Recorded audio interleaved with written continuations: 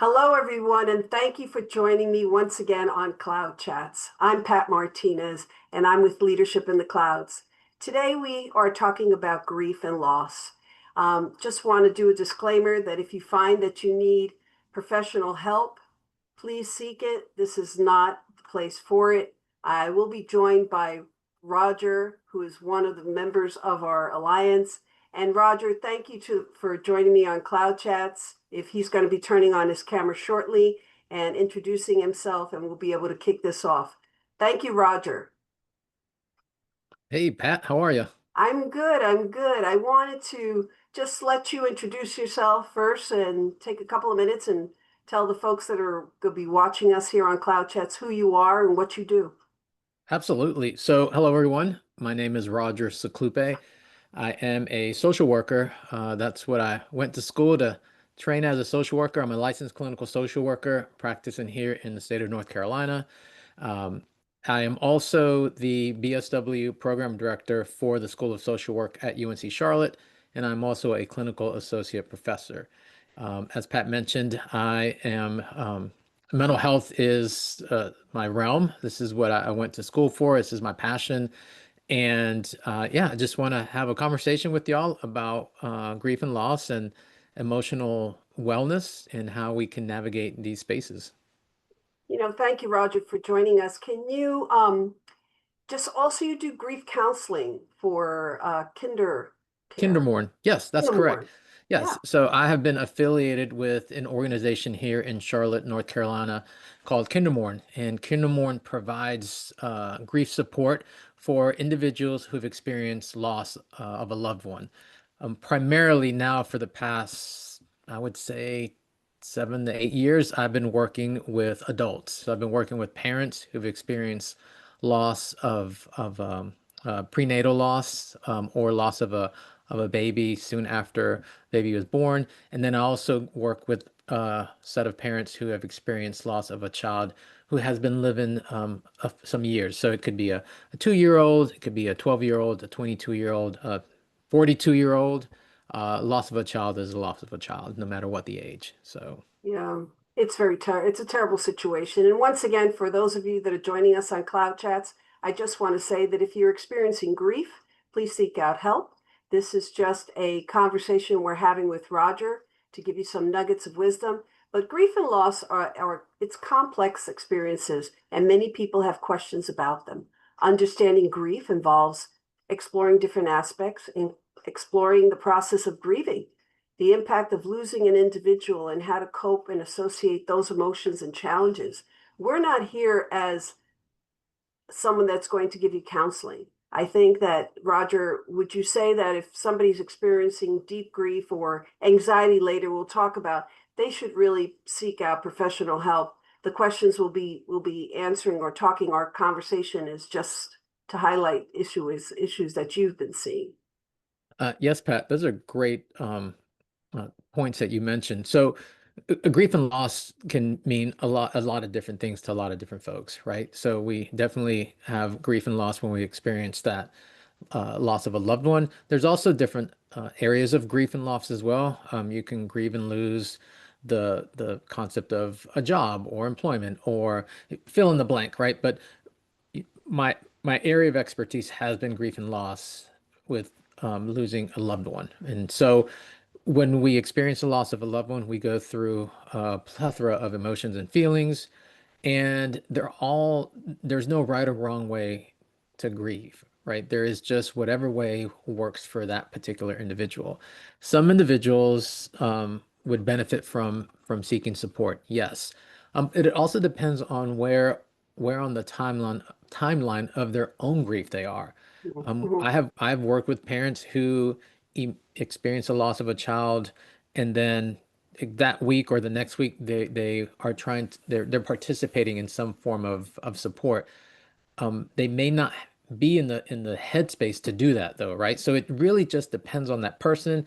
We always tell parents, we encourage them to go at it at their own pace, right? Sometimes folks get rushed into something and perhaps they're not in that space to do it at that moment. That's okay. Like I mentioned earlier, there's no right or wrong way. There's whatever way works for that person. So, it's not a cookie cutter. Everybody Right. experiences grief and loss and reacts to it differently. My personal experience has been when we lost my father-in-law, my mother, and my mother-in-law for 3 years back to back. Mm, I had to be the one to keep the family together. So I broke down after the third person left, and I took my time in grieving, and it lasted 2 years, where mhm. somebody else may say, well, there's stages of grief that you go through. Can you explain the stages of grief and what to expect or what the norm is out there that people usually say? Yeah, absolutely. So there may be some folks who are familiar with the stages of grief. Elizabeth Kubler-Ross had indicated, the stages of grief. Um, the reality of the stages is with grief and loss, in particular, when we're talking about the grief and loss of a loved one, we don't go through stages because stages means that we leave one stage to get to the next, right? So, Mm-hmm. for example, denial. Uh, Again, I'm going back to the loss, working with parents who experience the loss of a child. They will they will always be in denial, right? It's almost like they will almost always wake up thinking like this didn't really happen. It did happen. So there's that concept of like you're not going to be in denial, right? It's because it's unimaginable what happened. Like a parent does not ever think that they're going to outlive their child. So it's one of these unimaginable things which leads to a moments of denial. And denial doesn't mean that you're going to be in denial for 24 hours. Right. You could be in denial for a second, for a minute. Again, grief is very different for each one of us. Um, parent, a parent is always going to, a parent may feel angry a lot, and that's okay. There's not going to be a moment in time where they're not going to be angry about what happened. And it's natural to feel that because again, as parents, there isn't this concept of we're going to outlive our children. It's unnatural. It's unimaginable, right? So when we're looking at the stages, the way Lauren is my facilitator at Kindlemore, and the way we help parents navigate that space is that grief is not linear, right? So it's not you have to go from point A to point B, and then if you take a step back, it doesn't mean that you're doing it wrong because there's again no right or wrong way to do it. Uh, Grief is if you think of a timeline or you just think of like a line, and some folks think of grief as you have to go from this point to this point to this point to this point, and then you get here and you're good. Like that's not how it works. It's those points are all over the place, right? So because, one day you may feel sadness and the next day you might not feel that sadness as heavy, right? Mm. You may feel more anger. So it's points on a piece of paper that are just sort of all over the place, and Do that's you ever okay. snap back from the anger or depression part, those stages that you mentioned with, I Right. think, Dr. Ross Uh, well, talked about? It's well, Kubler-Ross had the Ross. concept of the stages of grief. Right. But And really, what I questioned to you was, do you think that people snap back to denial once they're in anger, or they go through these different points that you talked about? It's right. different in the stages. Can we snap back and just say, I just don't believe this happened? Yes, absolutely. So again, because it's not linear, right? Mm. Because if it is linear, it means that you wouldn't go back to this denial portion of it. You will, there are moments that you may wake up or a parent may wake up and think like, this really didn't happen. Oh my Yeah. gosh, it did happen. Um, so think of it as bubbles, right? And Mm. so the denial part of it may be a big bubble one day, right? But then 3 days later, it might be just a very small bubble. And so it just ebbs and flows as individuals navigate through that. So Because there's no time commitment there's no to time. grief. Like, no, whether it's one day, 2 weeks, 5 years, Mm. 25 years, that Mm. person will always have love for the individual that they lost.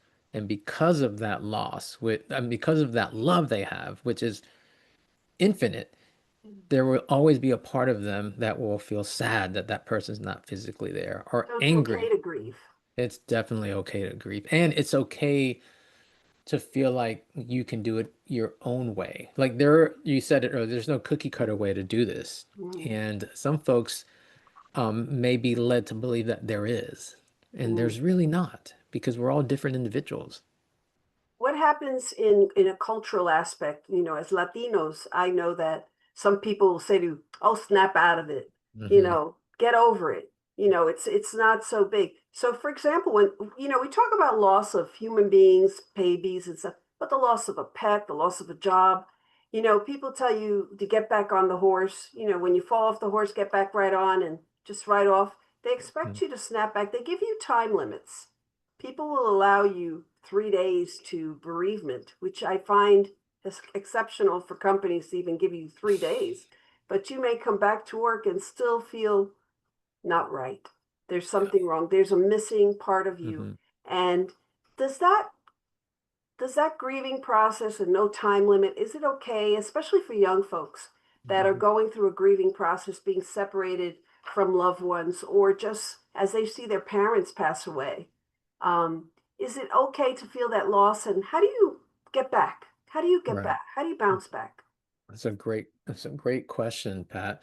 So it really depends on like the circumstances and situations, and it also depends on the support that the individual had before this happened too, right? So we are aware that having support is very crucial, especially during challenging moments and times, right? So when we're looking at grief and loss, having that support system around you before experiencing that is helpful, extremely helpful. You have avenues, you have individuals that you can reach out to, not for them to talk to you, but just to have somebody to sit in that space with you, right? Mhm. Again, the misconception at times, we as human beings, I might feel like, oh, well, Pat's feeling sad or Pat's grieving, so let me go talk to Pat.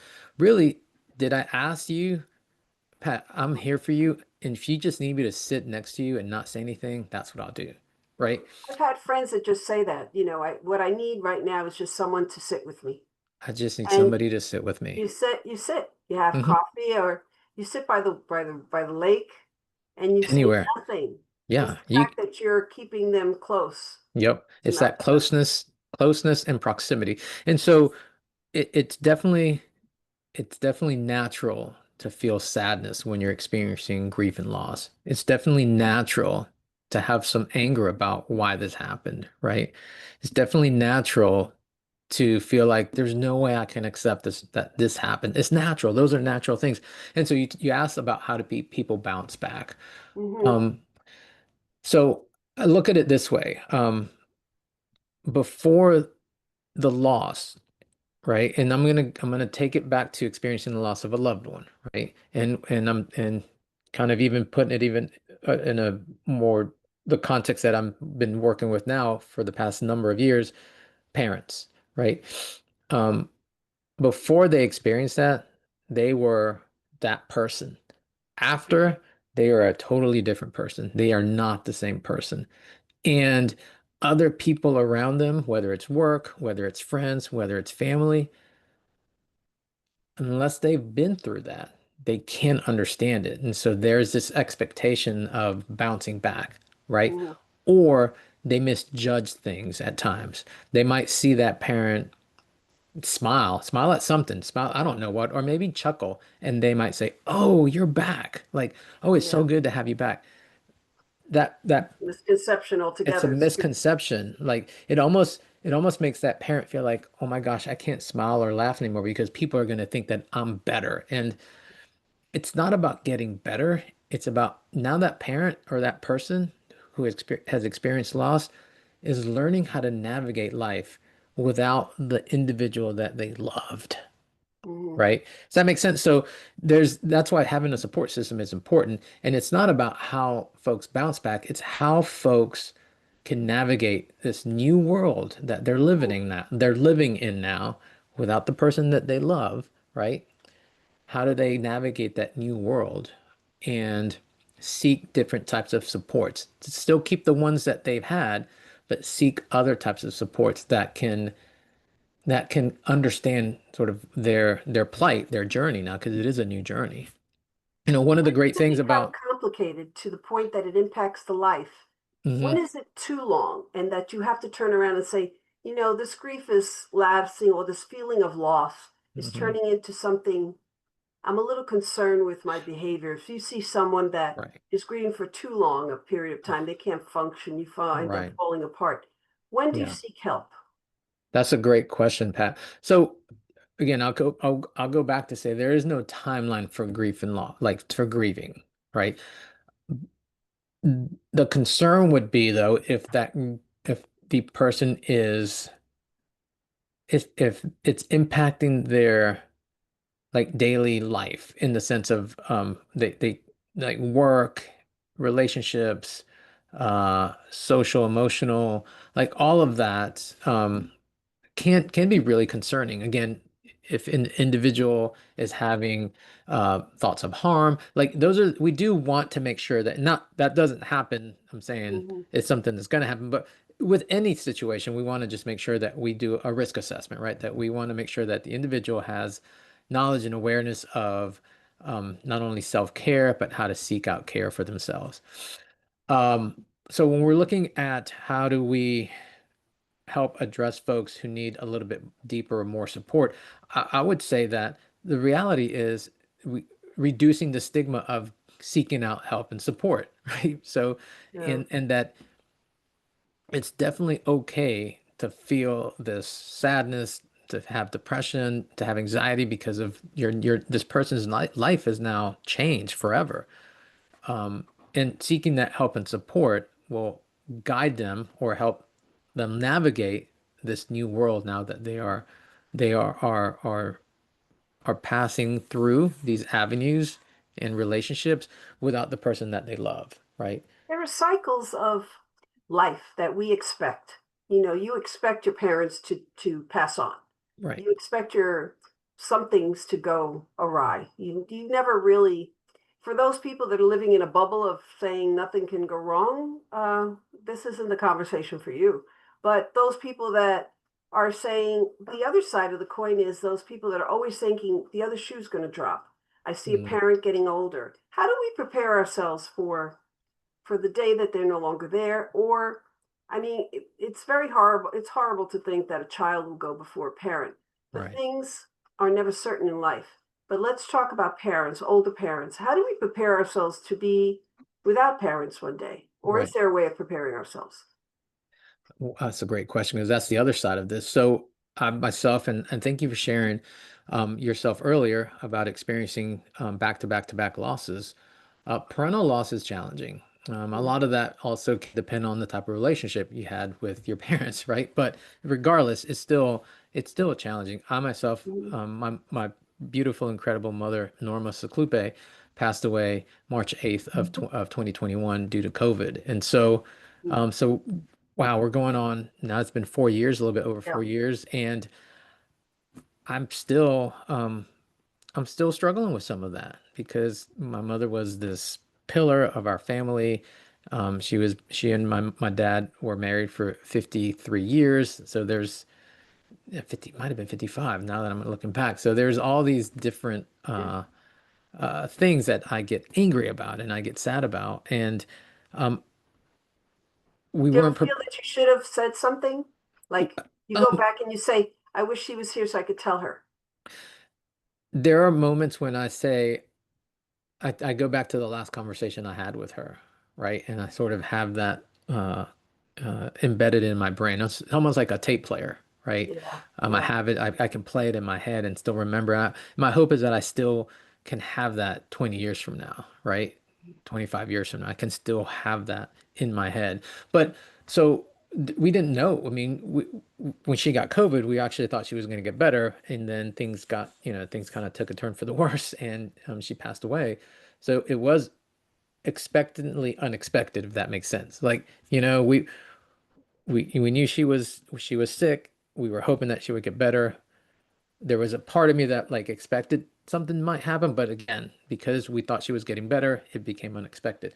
So now, my siblings and I have conversations with my father about. So going back to your question is like, how do we manage some of that? Is if we do have a living parent, being okay with having those it's a it's a it's a grim conversation, right? It's a Yeah, it is challenging, but it's also unavoidable. part of life. It's part of life. And so how do we prepare ourselves is by having that conversation with a parent who is, or your parent, both parents, if they're still, alive, whatever, inevitably it's going to happen. So how do we work together from everything from finances to, you know, what do you like, where do you want to be buried? Like everything, like how do you want to be, like all of that is our conversations that we should have.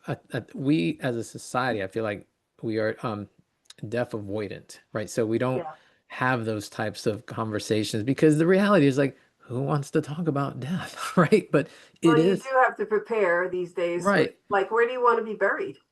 right, Little things. And I know we're going off a little bit more on the grief, but part of grief, I feel, is if once you're prepared, it's like being, getting ready for a combat because you're combating the feelings that are going to come to you and you don't know who's going to react, how they're going to react. right, You could expect your siblings all to be strong, but you may have to be the one that stands straight and let everybody lean on you. right. So part of preparedness is knowing the personalities. I don't know, I'm not an expert, but I would think that going through a grieving process as I did, um, I always found humor to snap me out of it. Hmm. And I think the funniest thing that happened to us was when my mother passed. She passed February 15th, and the next day was my sister's birthday. She passed the day after Valentine's Day. I said to her, "You always had timing," in my head because I'm saying, good thing she didn't pass on February 14th. But I remember the last time she gave me a kiss and a hug before she took to bed, and she said, "I don't think I want to wake up anymore. I'm done." Which she knew. She said, "I'm Hmm. done." But I think when laughter took over was we were watching videos. I found an old video and my mother was there with the kids and she did something really funny because she didn't want to wear undergarments. She was hot and she lifted up her shirt to say, "Oh my God, it's hot, it's hot." And everybody went, and you could just imagine how we all shut it off and then laughed. But at dinner time that night, that was the conversation. We laughed and we started remembering all the kooky things that our Hmm. grandparents did. And Yeah, the kooky things kind of left us feeling, wow, we're lucky that we had them in our life. So yeah. even if you just don't have them around, I think remembering is very important in the grieving process. Wouldn't you agree? It's extremely important. And remembering and honoring the individual is key. One of the things that again, somebody who um, experiences loss is they're afraid that other people are going to forget, right? Mm-hmm. Like you yourself will never forget, but one of the fears is that, oh my gosh, other people are going to forget. Again, particularly in working with parents who've experienced the loss of a child, like their fear is like other people are going to forget my child because their children, like the other people whose children are alive, they're going to continue on with those milestones that my child wasn't able to go through, right? And so that's really hard.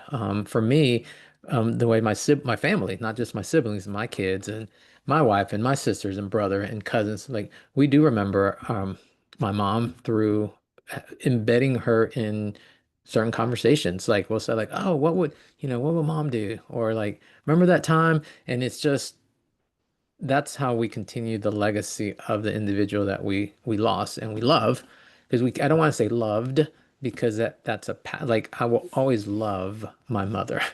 Yeah. Never it'll never be a ED. It'll always be a love. So that's this concept of past, present, and future. I challenge folks to think about it from the perspective of you will never not love that person. So don't say loved or lived. Like they still live. My mom still lives in me. Like my In your mom, heart and your soul right. and your mind, yeah. Yeah. And your So children, because they exactly. carry the DNA. Yeah, That's exactly. another And conversation altogether. In the closing moments that we have, we talk about grieving a person, grieving a child, but also in this day and age, we have a lot of young folks that follow me on and they listen to Cloud Chats. And I will say the Cloud Chats will be on our YouTube channel for everybody that wants to know. You'll be able to listen to it in its entirety if you had to jump off. But I also want to talk about the loss of jobs or the Mhm. loss of expectations, because a lot of our young people have certain expectations and they're feeling anxiety. Mhm. And that's another subject altogether. But part of the grieving process, I find that some people feel there's a loss of, I don't know, they just don't see their future. They really don't. And Mhm. that's scary to me because I always used to say, well, just put your goals together. That's what we teach, put together your action plan, your blueprint for life. But young people are not seeing it. They're not seeing a future. And Mhm. you have a lot of them saying, I don't know if I want to have children because there's no future for them. And I think Mhm. that's a grieving process in itself. I grieve because I may never have grandchildren. But I Mhm. just wanted to touch base on the anxiety portion before we close out Cloud Chats. Just I know if, again, anybody listening to us, if you're feeling anxiety and you feel that it's uncontrollable, seek professional help because we're not here to replace that at all. But I do know, Roger, you have some nuggets of wisdom to address anxiety, and I just wanted to get them from you. Absolutely. Thank you, Pat. You're right. Seeking professional help is always helpful. If an individual feels like it is the path that they want to take. The other thing is, it may not be for everyone at that moment either, right? And so just knowing yourself, knowing what your needs are as an individual, and seeing who can support you in that capacity is what I encourage folks to think about. Anxiety is normal, right? Anxiety is okay. I think without anxiety, there would have been moments when if I didn't experience anxiety over something, I might have made a bad decision. Does that make sense? So I want to preface all this by saying that anxiety is not a bad thing. I think anxiety has probably saved people at times, right? From making a decision that they should have made or doing something they didn't want to do, etc. So, um, but anxiety can be overwhelming as well. And so the concern at times is if the anxiety or the feelings of anxiety takes over or takes precedent over things that a person should be navigating, right? So whether it is um, uh, engaging with other people, working, learning, absorbing, being, taking care of themselves, like that's when we start to think, okay, maybe we need to see how we can support this individual in a different capacity.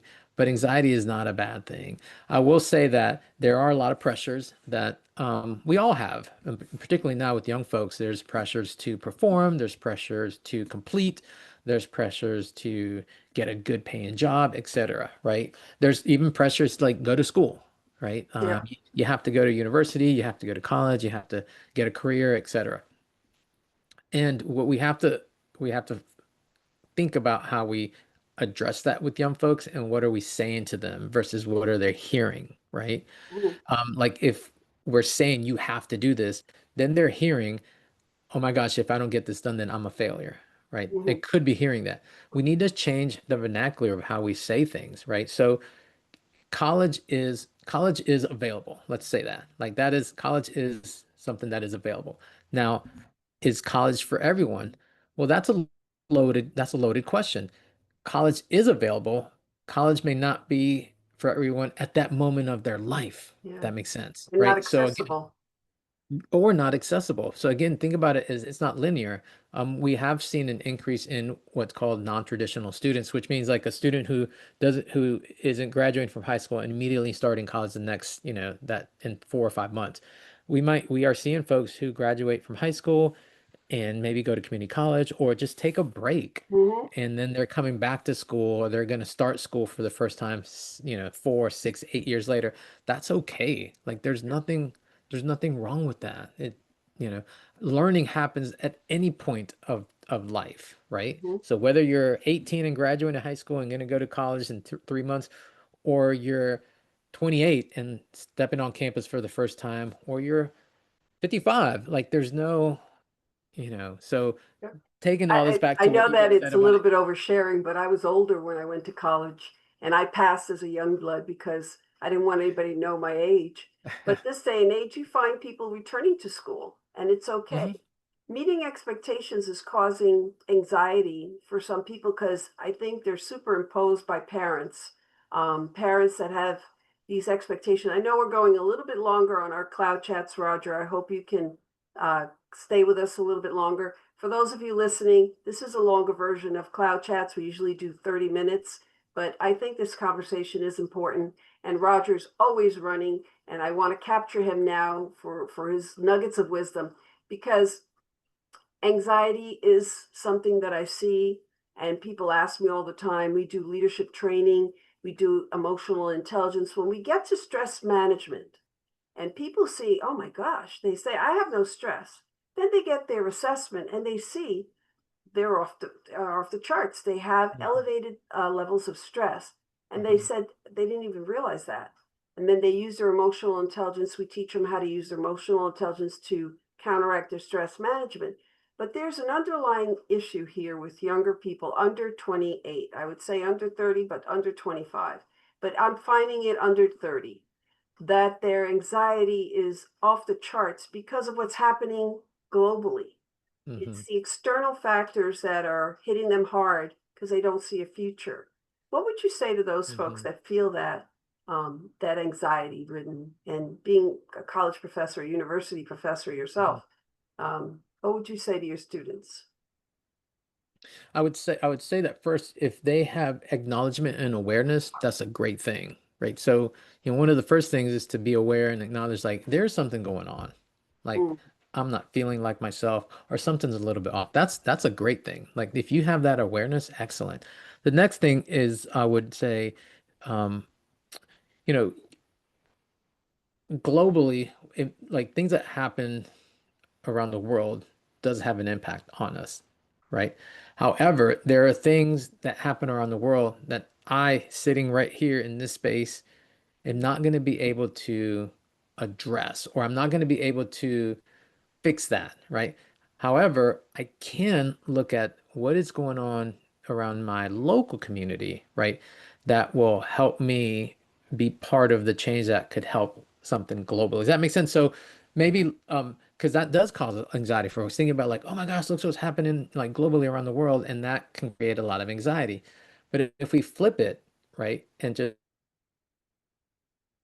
I think I lost you. Hold on a second. um